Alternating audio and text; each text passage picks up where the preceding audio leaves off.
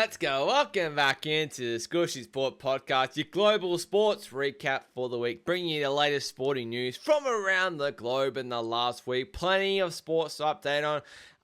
I don't have any Winter Olympics updates. I am actually thinking of potentially doing a video or a podcast on it. Just not sure the way to go about it, but still got plenty of action happening. Obviously, NHL is currently, well, not postponed, but it's paused for a bit while they go and play the ice hockey in the Winter Olympics there. But still got your Women's Player of the Week. We've still got cricket updates. The T20 World Cup is underway. We've still got your golf recap. And we've still got your NBA recap. And, of course, we're going to recap this Super Bowl. Seattle Seahawks are the champions, defeating the Patriots. But before I get into it, make sure you give it a like and a massive subscribe to the channel heading into NRL season and Supercoach season, baby. We're looking pretty hot. The support I've been getting on my new Supercoach series, The Trade Room, has been unreal. Have been really enjoying doing it as well. We're literally, under 3 weeks away from the first game in Vegas. It's just so bloody good. We've got a full weekend of trials this week. I'm so freaking excited for it. Cannot wait. But without further ado, let's get stuck into it. We always start with my Women's Player of the Week. And I'm going to pick that most of you guys probably listening or watching this one probably haven't heard of this women's player before / athlete. Actually in the darts world, so women's darts, but this particular women's darts player is just absolutely steamrolling competition at the moment, absolutely breaking records left, right, and center. And my women's player of the week is going to go to Bo Greaves. Bow and Arrows, baby, is her nickname, and she is currently taking the world by storm in the darting world. She is just absolutely killing it. She featured in the World Darts Championship at the start of the year, which is mainly men. There is a few women that participated in there as well. She unfortunately didn't make it the first round, but got bloody close to winning that one. And on the women's side of things, she is just absolutely killing any competition that gets put in front of her. She's just won her 17th consecutive PDC Women's Series title. 17. Unbelievable. She won about 4 comps on the weekend, just a weekend gone, which is just unbelievable. She is now on a winning streak of 113 matches in a row. Can you not? It's just hard to comprehend 113 matches won in a row of darts against the other best women's darts players in the world. It's just an absolute absurd stat. And she's now been given the opportunity to go on to the men's pro tour. Her debut is coming out, I believe, in the Players Championship to go compete against the best men's dart players in the world like she did at the start of the year. She 100% deserves the opportunity to be there. She can actually really compete with the men's side of players there. She's just 22 years old. Unbelievable what she's already achieved after 22 years old. By far the best women's dart player we've ever seen, and it's not even freaking close. You see to the right of the screen if you are watching the longest winning streaks by female darts players in its history there. And I've got 6 streaks there going down from 107, 70, 41, 29, 21, and 20. And she has 5 of those streaks. It's actually meant to be 113 at the top there, but that 113 is the longest active going at the moment. But she's got a record of 70 before that, 41 before that. Before that was Fallon Sherrock, who is participated and played in a lot of World Darts Championship now. She was at 21, but before that, Bo, 21, and before that, 20 as well. It's just outstanding what she is achieving at just 22 years old. Has been looked like a couple times as well, particularly in the World Youth Championship.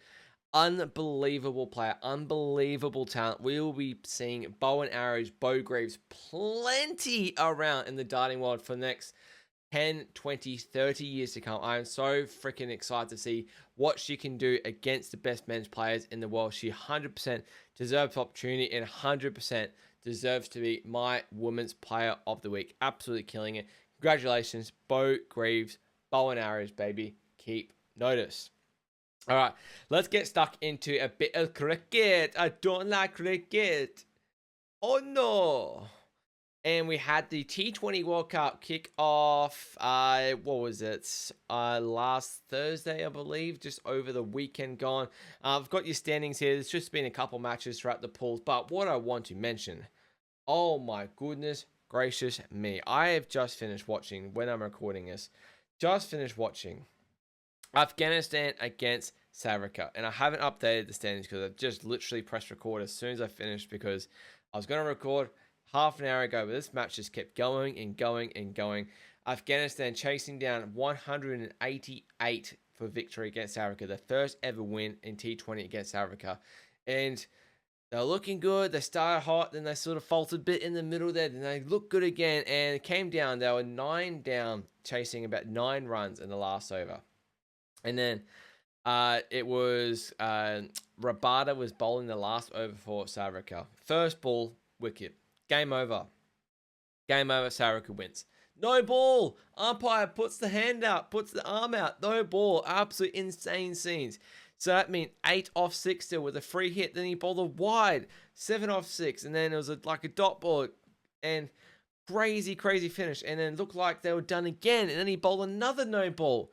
Absolute insane finish. And then Afghanistan needed 2 off 2. Or 2 off 3, sorry, for victory. 2 runs off 3. So you can afford literally have a dot ball in there. They hit it. They decide they get the singles. And then decide to turn around to go for the victory. And they get pipped going for the victory there. Get the run out. Tie game. Going to a super over. 187 each apiece they finish on. And now, this super over. Holy freaking shit. Afghanistan. Bat first in the super over. They get 17 in the super over. Not bad. Not bad. Didn't lose a wicket. South Africa go out. And, you know, looked pretty good for Afghanistan there. And then they needed 7 off 1, South Africa. 7 off 1. So they can't win it. But they can tie it with a 6. And he hits a freaking 6. I think his name was Stubbs. Hits a 6. Gets it to another super over. Another super over. And they swap. So Africa go out and bat first this time. They put on like 24 in the super over. They absolute bashed it. David Miller absolute careered it out there. It was just unbelievable viewing. It was unbelievable viewing. So Afghanistan go out to bat. They need 25 to win. 24 runs to force another super over. And it starts dot ball and then wicket. Probably the worst possible start you can think of, apart from wicket. So they needed 24 off 4. Then this bloke called Garbaz comes in, or Gurbaz, sorry. Comes in, goes 6. So 18 off 3. 6 runs again, 12 off 2. Then hits another 6. 6 off 1. Then the bowler bowls a wide, 5 off 1. And it came down at the last ball. Unbelievable match. Unfortunately, it was a wicket. I was definitely cheering on Afghanistan to get the win there. So they have now lost 2. That updated that you see the match is 2. It'll go down to 2. Lost 2. South Africa have played 2 and won 2. If South Africa had lost that, they would put New Zealand in the driving box seat in Pool D there. But Australia has just currently started. They are now playing Ireland at the moment. Aussie are batting first, and they are currently 3 for 69 after 7 overs. From what I've just heard, Mitch Marsh has actually just got a pre-game injury, the captain of the Aussie team, and will not be playing, sounds like, this match definitely, and maybe not even the tournament. Steve Smith has actually been given the call-up after playing the Live Golf Adelaide Pro-Am today with Lucas Herbert, and Nathan Cleary was there as well. Got the call up to head over to Colombo, so he's heading over to Sri Lanka as we speak. And honestly, it seems a bit of justice because I spoke about this T20 World Cup squad for Australia last week and how Steve Smith was not in there out of 15 players. And I just could not believe it, considering how good his form was at the end of the Ashes and how good he hit it in the Big Bash. I just could not believe he got snubbed out of the squad. Seems like justice, and you can just see it in the freaking stars now that Australia will probably make the final, go on to win this World Cup now, and all be off the back of Steve bloody Smith. But there's your standings there. So a couple of matches between most teams there so far, but we're just in the early stages there. Been unbelievable viewing so far. We've had some cracking matches. UAE put up a good total against New Zealand last night. I think they put up 175, and then New Zealand chased it down and won by 10 wickets, which is pretty crazy. We nearly, Netherlands and Namibia had a good game yesterday as well. We nearly had Nepal beat England as well, but they fell short by only 4 runs. Pretty outstanding so far, World Cup. You've got to love it in India and Sri Lanka there. But I'll keep up there with how the World Cup is going so far. But let's talk about a bit of golf there, because I'm just going to do a quick little recap of the 3 sort of events that we've had over the weekend on the professional side. I just mainly sort of reviewed the Justin Rose winning the Farmers Insurance Open last week. But now we've moved to one of the highlight tournaments I absolutely love on the PGA Tour, and that is the Waste Management Phoenix Open in Arizona there, played at the TPC Stadium course there, and it's really well known for the 16th hole there, the party hole, stadium hole.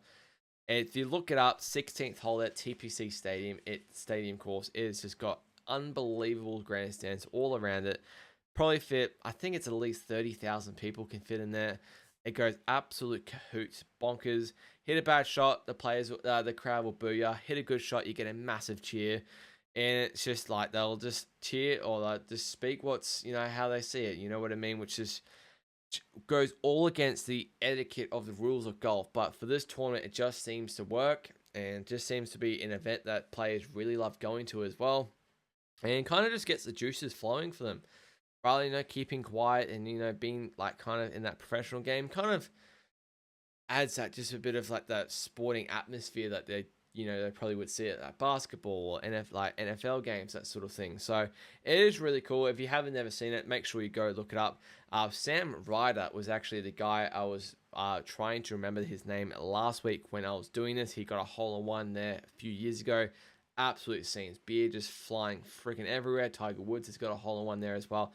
Jared Lyle, an Aussie now. Obviously, rest in peace, Jared Lyle. He is not with us, but he has had a famous hole-in-one there as well. One of the good guys. But Chris Gotterup got the win this week. Charged down Hideki Matsuyama. 62 opened with 65, 68, and 70. Ultra consistent. 16 under he finished on. And he had the first round lead, and then sort of Hideki definitely came back a bit into it. Got to give a massive shout out, honestly. Scotty Scheffler finished second, 15 under, one shot back. I think he had 2 over on his first day. He was way back of the field. I think he was 12 shots back after day 1. Crazy to pull it that far back. He's just so freaking good. But yeah, let's go on to the DP World Tour. I had the Guitar Masters this week. I just want to quickly touch on this because Patrick Reed is in absolute fine form at the moment. He won yet again. He won in Bahrain last week, 65, 67, 70, and 70. Wins the Guitar Masters by 2, essentially earning his PGA Tour card. So he did announce a couple weeks ago he is leaving Live Golf and will be looking to come back onto the PGA Tour. And you have to obviously earn your card back, right? Obviously you can get sponsor invites, that sort of thing. And he's done it, I guess, the hard way, right? He's won events, essentially got his PGA Tour card back. So we'll see him back on the PGA Tour very, very soon. I think I'm not sure what his world ranking is at the moment. Obviously, he does get an exemption into the Masters, being a past championette back in 2018. I just wanted to give a little shout out to Patrick Reed though. But one of the main ones I think is really cool because I grew up playing golf, right? Grew up playing competitive golf. That was my thing. That was my jam. And I've actually played a little bit of golf with Elvis Smylies before. And this is just really cool to see. A guy that I've seen all through the juniors and just get better and better. And not necessarily a guy that's honestly... He was unreal as a junior, right? But not a guy that was every tournament going out and winning and shooting these type of scores. A guy that near the back end of his junior career really started to flourish and really started to get a whole lot consistent. Because you see the photo of him in the right, mass-wise, he's not the biggest dude out and on the tour at all. But he's efficient. He still gets the ball long out there. He had a breakthrough win. I believe it was... was it last year or the year before? He won the Australian PGA at Royal Queensland, which is really cool. And just recently, a couple weeks ago, he announced that he was joining Ripper GC to go onto the Live Tour, which is a huge gamble, right? You think about, when I was growing up, the big goal is to get onto the PGA Tour and compete against what we thought back then was obviously the best guys in the world, right? Which was true. But now, obviously, Liv has come along. You've got Cam Smith over there. You've got John Rahm over there. You've got Bryson DeChambeau over there now as well. Obviously, recently had Brooks Koepka. He's gone back. Dustin Johnson's there as well. There's a lot of good players on that tour there now. And he's decided to join the Ripper GC, which is the Australian team of Cam Smith, Lucas Herbert, and Mark Leishman there. His debut tournament in Saudi Arabia, was it pronounced Riyadh? I could be getting that wrong. Debut tournament, 4 rounds, gone from 3 to 4. 66, 69, 65, 64, 8 under final round, 24 under he finished on to hold off John Rahm, one of the best players in the world. Masters champion. We're talking US Open champion there as well. To win by 1 on his live debut. Absolutely incredible. I'm so freaking happy for Elvis. It's such a good achievement. You absolutely love to see it for a guy like Elvis. He's an absolute gem of a bloke as well. So freaking good. Mum is known for winning 4 Grand Slam doubles titles as well. Runs obviously the genes run in the family, but so freaking happy for Elvis. He deserves it. He's one of the hardest workers that was out there on the junior ranks when I was around, and so freaking cool to see. Pocketed Australian wise close to $7 million, and it's just so freaking cool to see, man. Like a guy that, as I said, I was there, like, you know, you'd see him there at junior tournaments and big tournaments, that sort of thing. Is a him to flourish now against the best in the world. It's like, it makes me happy, man. It makes me smile. It's really cool to see. So yeah, super happy for Elvis Smylie there. If you don't know the name, remember the name. He'll be around 100% for a while now in the pro ranks there. Moved up to 77th, I think, in the world golf ranking. So he's not too far off getting a Masters invitation. If he keeps going solid, now that Live Golf is offering world ranking points as well, his big goal would definitely be to be playing the Masters next year. And honestly, who knows what could happen? Who knows what could... The sky's the limit for this kid now. Well, this kid, he's a little bit younger than me, but sky's the limit for Elvis. And I said, super happy for Elvis there, the Australian from the Gold Coast. All right, let's have a little recap of this Super Bowl, baby. I did my Red Zone Report finale last week, giving you my deep analysis, thoughts, and preview on this here. And look, I can't say like in hindsight about the side, because I was sort of torn on the side in the end. I did have the feeling that if Seattle were gonna, I knew Seattle were gonna win. Didn't think Patriots were gonna win, but sharp money was on the Patriots, the +4.5. But I did think in the back of my mind Seattle could win this one big. They were just a better team, right? And they 100% proved it, winning 29-13. Seattle Super Bowl 60 champions. So well deserved. And to think Sam Darnold is a Super Bowl champion now, when you look back at his career from a few years ago, it's just crazy to think about. When his time he got drafted by the Jets, then he moved to my Carolina Panthers, and I didn't rate him there either. And then he's moved to San Fran. He was a backup in a Super Bowl to Brock Purdy against the Chiefs. Then he moved to Minnesota, went 14-3 at Minnesota, then gets knocked out in the first round against Matthew Stafford, and then gets traded to Seattle. And we look at that and go, whoa, Sam Darnold is now going to be starting over Geno Smith. It's probably, what did I see in it, really? Like, I thought Geno was okay. Now you look at how Geno went with the Raiders, and now you look at how Darnold has gone with the Seahawks. It's an absolute masterstroke by John Schneider, the GM there for Seattle there. And Super Bowl champion now, Sam Darnold. Kenneth Walker, the running back, was unbelievable. Ran for about 140 yards. He was easily the Super Bowl MVP. Didn't even score a touchdown, but was still the Super Bowl MVP. Jason Myles sets the record for the most field goals, or most points, I'd say, in a Super Bowl as well. I think he kicked 5 field goals in this game as well, which is really good, 5 on 5. Patriots were just no match. They were just no match for Seattle in this one here. And even though it was 9-0 at halftime, you just felt Seattle were in full control. Even though the offense wasn't doing that much, you just felt Seattle always had the edge. They were just running it really well. The defense was looking good. Drake May just did not look comfortable at all game, probably until the last quarter there. And it was 12-0, literally 12-0 going into the last quarter. And honestly, it was a pretty blasé game. It was a pretty blasé game up until that. Yes, it got interesting, I guess. In that last quarter, we saw some points, saw some touchdowns, but it was a pretty blasé game. Like, honestly, it was not great. I've seen better Super Bowls. I've seen better football games this season for sure. But still a Super Bowl, right? Still 29-13. Still a really good result for Seattle there, getting their second ever Super Bowl title. Getting their revenge from Super Bowl 49 11 years ago against the Patriots, that 28-24 game. If you haven't seen it, I don't know what you're doing. Like, very, very famous finish. Go look it up. Malcolm Butler. But they're just well in control. As I said, Sam Darnold did not do a whole lot in this game, hence why he wasn't MVP.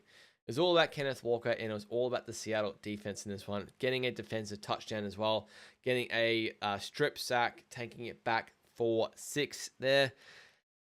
And yeah, you just never felt, even though I said it was 9-0 at halftime, you just never really felt that like Drake May, when he had the ball, that they were confident that they could go down the field and threaten and go score a touchdown. So there you have it. There's your Super Bowl. NFL is done for the season, baby. It was another 7 months now until week 1, which is crazy long, but thank goodness we have a footy season in between now and then. But can Seattle go back-to-back? I mean, there's no reason why they can't, but I can see them definitely being the hunter next year. Their defense is going to be, that have to be on next year, but it was freaking loaded and crazy this year. Nick Emmanwori, like a rookie, was unbelievable. Julian Love, they've just got some absolute killers on that defensive line. Leonard Williams is awesome. They've just got absolute killers on that defensive line. Absolute weapons. They've got the offensive player of the year, Jackson Smith and Jigba there as well. So many freaking weapons. So part of me, as someone who supports Carolina, is really happy for Sam Darnold as a past QB to see him win a Super Bowl. And part of me inside is just like, wow, I never realized what the potential of Sam Darnold was actually like, and that he could be a Super Bowl champion. Considering he is the first one in the draft class of 2018 with Josh Allen, Lamar Jackson, Baker Mayfield to go and win a Super Bowl. It's just crazy to think about, in my opinion there. But massive congratulations to Sammy Darnold, Kenneth Walker, and Seattle there. Mike McDonald, absolute superior coach as well. Absolute coach, a brilliant game here as well. Dominant from start to finish there. Never really threatened the New England Patriots. They now lost a record 6 Super Bowl now. 6-6 in the Super Bowls. There, obviously Tom Brady went, 6-4 in the Super Bowls for New England. So now they are now 6-6. So losing one before Tom Brady, now losing their first one since the Tom Brady era. All right, let's have a little bit of a chat about NBA, because we are still pretty tight when it comes to the NBA. Just going to do a weekly recap here as per usual. Don't have one for the NHL because wasn't too many games after my review last week. Now heading to the Olympics. 4 losses now separate Celtics, who are sitting in second in the conference now, to the Sixers, who are sitting 6th, and we've got 3 losses just separating the Rockets, who are second in the West, from the Suns, who are sitting 7th. Rockets sitting 3rd, Suns are sitting 7th. That is my bad. But team of the week, as per usual, we do this team of the week and like a loser of the week. Team of the week is going to be the Cleveland Cavaliers, going 3-0, 5 wins in a row. They're on a hot streak. Good to see them playing well again. Traded for James Harden in the trade deadline there, which was a very good pickup, it looks like, for them. Don't think they've lost since he's been traded there, which is good sign for Cleveland. Looks like they made the right move. In terms of the trade deadline, actually, I'll do loser of the week first, and then I'll do the trade deadline thoughts, and then I'll do the standings there. Loser of the week, Chicago Bulls, man. Lost 8 of the last 9. Have looked absolutely horrible. They are now sitting out of a playing spot. Charlotte Hornets have now gone above them since I've gone 9-1. Charlotte Hornets, I think they won 9 or 10 in a row. Just how freaking quick it changes. They've now gained 7 wins on Chicago in the last 10 games, which is freaking wild to think about. Lost 5 in a row. Lost 8 of their last 9. I'm just going to quickly check who they've got coming up, because it's just a real treacherous sort of run that they've got going at the moment. They've got to play Boston tomorrow. Oh my goodness, in Boston there as well. That is a not so kind schedule. Then they've got to go play Toronto. Then they've got to play Detroit. Then the Knicks, and then they got to play Charlotte. They could honestly be looking at losing the next 5 games there, and they are in deep doo-doo there. The Chicago Bulls are not looking too rosy at the moment. But trade deadline thoughts. I spoke about all like freaking last 2 months before the new year. Giannis is gonna get traded. He didn't get traded. What's his name? Shams, the NBA reporter, ESPN NBA reporter who posts all the big news on Twitter, that sort of thing, let everyone down. He was saying rumors that Giannis is going to get traded. He wants to get traded. Didn't get traded. Didn't get traded. Ja Morant's going to get traded. Didn't get traded. Okay. Bit of a lousy trade deadline when you think about Luka getting traded last year. And you see some big names. James Harden was probably the pick of them there, but pretty disappointing. Giannis not getting traded. Thought he would go to the Knicks or something like that. Ja Morant not getting traded. Thought he would go to maybe a Detroit, maybe OKC, maybe a Boston, that sort of thing. Didn't get traded. Pretty bloody disappointing. Pretty disappointing. But what can you do? You just got to keep going on. What can you do? You just got to keep going on. But let's have a look at the standings here. Got it on my screen here once again. So Eastern Conference here. Detroit still sitting pretty at the top there. They're now sitting on the same losses as OKC. They're looking pretty bloody good. Detroit just having a season at the moment. Detroit's on 39 wins there. You scroll down and OKC is on 41 wins. So they do have played a couple more games than Detroit, but same amount of losses. So Detroit just win the next couple games. They will be looking to go pretty much about like the top of the whole league, which is pretty interesting. They did have a little blip. I believe they lost against Boston, I think it was a couple games ago. They also lost to the Wizards. I think that did happen. Oh, no, that was the game. They did lose. That was their loss. They lost to the Wizards on Friday. And then they absolutely took it out on who did they take it out? I think they took it out on the Brooklyn Nets the next game after they won by excuse me. They lost against the Wizards. Then they played the Knicks the day after and they spanked the Knicks by 30, which is pretty convincing. And the Knicks, that's the second loss in the last 10 games. And they lost against the freaking Indiana Pacers today in overtime. At home. How do you lose to the Pacers? Look at the Pacers. They're last on the Eastern Conference. They're tanking. They're literally trying to tank, and they went into New York and beat them. Unbelievable. But I feel like we're going to probably see the same top six in the East for most of the season, I reckon. I don't think Orlando is actually that good, and they're going to get into that top six there. So I think we're going to see these top six. That's Detroit, Boston, New York, Cleveland, Toronto, and Philly in that top six. In regards to your playing now, I mean, the way the Bulls are playing, how do you turn this around? The fact that they've lost last 8 of their 9, they're looking freaking horrible. Charlotte has won 9 of their last 10, so they won 9 in a row. They're going to make the play-ins, man. They're going to make the freaking play-ins. And you look at, I just see these 4 teams making it. The Magic, the Heat, Hawks, and Hornets. Usually you have the Bulls in there, but Bucks aren't going to make it now unless Giannis goes on an absolute run, then he's still there. Nets are definitely not going to make. These 3 teams are gone. They should be tanking, and they are, despite the Pacers not getting the memo. Wizards are awful. They're just getting absolutely destroyed.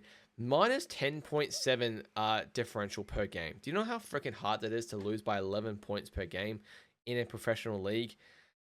Ugh, not good. San Antonio only 3.5 games behind OKC now. They have won 5 in a row. That absolutely took the LA Lakers behind the woodshed today.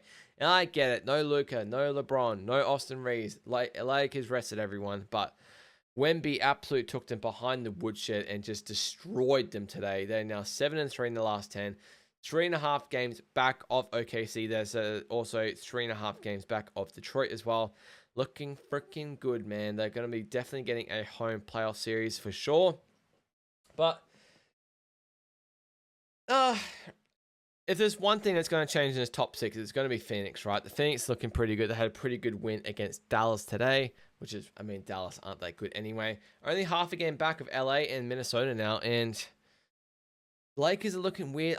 I think Minnesota, you know what I think about Minnesota. They have their really good games. They can go and beat OKC. They can go beat the Spurs. Anthony Edwards puts up 40.